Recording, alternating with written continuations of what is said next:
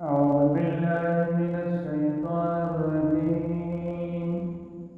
بسم الله الرحمن الرحيم. مثل الذين ينفقون أموالهم في سبيل الله كمثل حبة أنبتت 7 سنابل في كل سنبلة 100 حبة والله يضاعف لمن يشاء والله واسع عليم.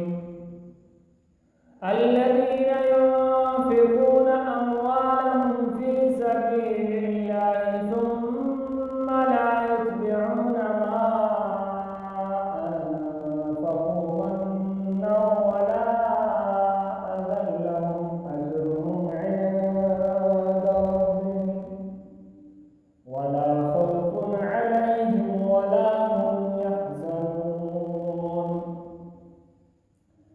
قول معروف ومغفرة خير من صدقة يتبعها أذى والله غني حليم.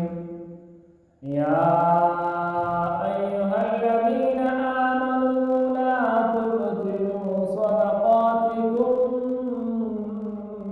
بالمن والأذى كالذي ينفق ماله رئاء الناس ولا يؤمن بالله واليوم الآخر فمثله كمثل صفوان عليه تراب فأصابه وابل فتركه صلدا لا يقدرون على شيء مما كسبوا والله لا يهدي القوم الكافرين.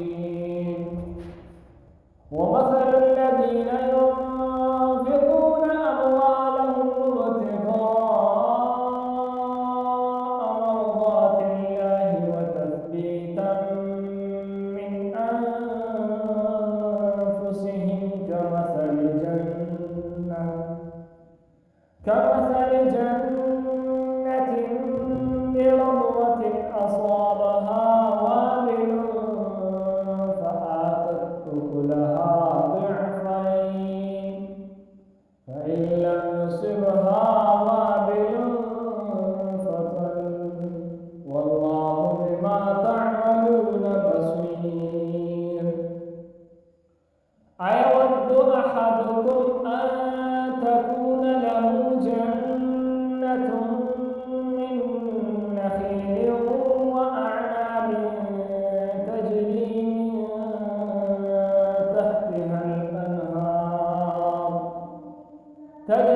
من تحتها الأنهار له فيها من كل الثمرات وأصابه الكبر وله ذرية ضعفاء فأصابه